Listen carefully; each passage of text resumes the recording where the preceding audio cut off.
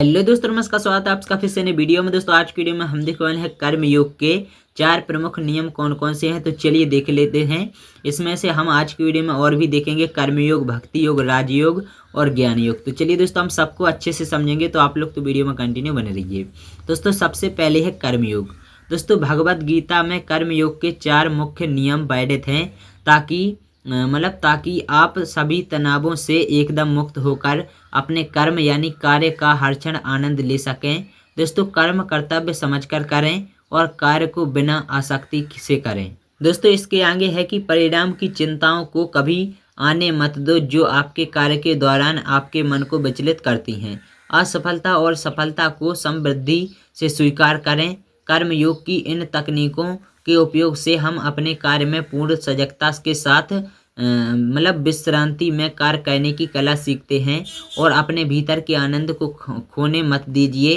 कर्म का पथ हमें यह सिखाता है कि समाज के साथ किस प्रकार निष्पक्षता और प्रभावी रूप से अन्योन्य क्रिया की जाए, और इस उद्देश्य को कायम रखते हुए और मन को स्थिर रखते हुए एक न्यायाधीश की भांति दोनों पक्षों के सशक्त तर्कों को सुनते समय मन की स्थिरता ही काम करती है। और यही कर्म की करामत है कि यदि हम अपने तनाव और दबाव से नियमित रूप से छुटकारा पाते रहें तो पूरे कर्म संबंधी चैन हमारी अंतर्दृष्टि का विस्तार होता है, और कर्म योग की तकनीकों के उपयोग से तनाव और दबावों का जो संचय मन पर होता है उनको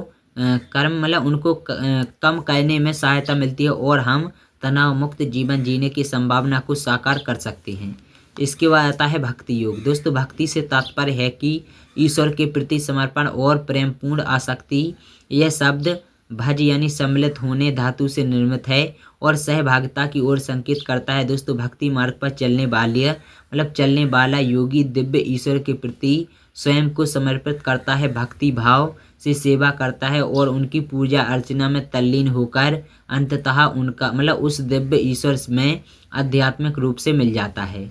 दोस्तों भारत की दार्शनिक और धार्मिक परंपराओं में भक्ति की अवधारणा काफ़ी व्यापक रूप से जुड़ी है, और नारद भक्ति सूत्र भक्ति की प्रकृति से संबंधित एक मुख्य ग्रंथ है, और जिसमें भक्ति और प्रेम के संबंध पर जोर दिया गया है और मौलिक शैली में प्रकृति के रहस्य को बताया गया है। भक्ति से हृदय निर्मल होता है तथा ईर्ष्या, घृणा, वासना, क्रोध, अहंकार, घमंड और उग्रता जैसे विकार समाप्त हो जाते हैं। इससे आनंद, दिव्यता, प्रसन्नता, शांति और ज्ञान की प्राप्ति होती है, और सभी तरह की चिंताएं, फिक्र, भय, मानसिक विकृतियां और कुठाएं पूर्ण रूप से समाप्त हो जाती हैं। भजन जीवन और मृत्यु से के चक्र से मुक्त हो जाता है और उसे असीम शांति, आनंद और ज्ञान की प्राप्ति होती है। दोस्तों भक्ति का मार्ग पूरे विश्व में फैला है और यह सभी मनुष्यों के लिए होता है, और यह हर काल में एक ही जैसा रहता है। इसका संबंध प्रत्यक्ष रूप से आत्मा से होता है और साथ ही महान आत्मा से भी जुड़ जाता है। यह किसी जाति, धर्म और वर्ग और राष्ट्रीयता से ऊपर है। भक्ति आपके हृदय का पावन प्रेम होता है, जिसमें भक्त दिव्य ईश्वर से मिलने के लिए उत्सुक होता है और इस जीवन में आपकी दिव्य बन जाती है। इसके बाद आता है राजयोग। दोस्तों मन के स्तर पर हम दृढ़ इच्छा शक्ति पर जोर देते हैं, और इसमें स्वतंत्रता का भी पुट भी होता है, और मनुष्य अपने भाग का निर्माता स्वयं होता है। आज के समय में यदि हम कई प्रकार की समस्याओं से ग्रस्त हैं, जैसे बीमारी, तनाव और दबाव, ये हमारे द्वारा निर्मित हैं, अर्थात हमारा कभी से ही उत्पन्न होते हैं। इसलिए हमें स्वयं को बदलना होगा, और यदि हम आनंदमय स्थिति, रचनात्मकता और स्वतंत्रता में जीना चाहते हैं तो इन दुखों पर विजय प्राप्त करनी होगी। जब हम स्वतंत्रता को पहचान लेते हैं जो हमारे अंदर मौजूद है, और हम चेतना के उच्च स्तरों तक स्वयं को विकसित करने का संकल्प कर लेते हैं, तो यह यात्रा शुरू हो जाती है।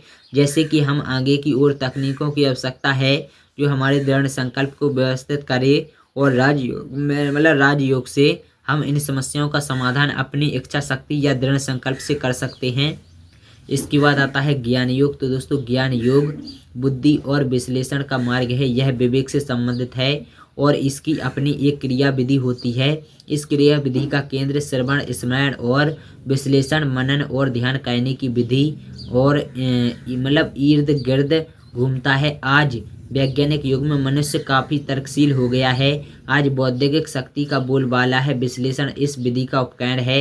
दर्शन ज्ञान योग का मार्ग प्रखर बुद्धिजीवियों के लिए उपयुक्त है और प्रसन्नता के विश्लेषण के इर्द गिर्द केंद्रित है। प्रमुख रूप से यह योगदान उपनिषदों का है।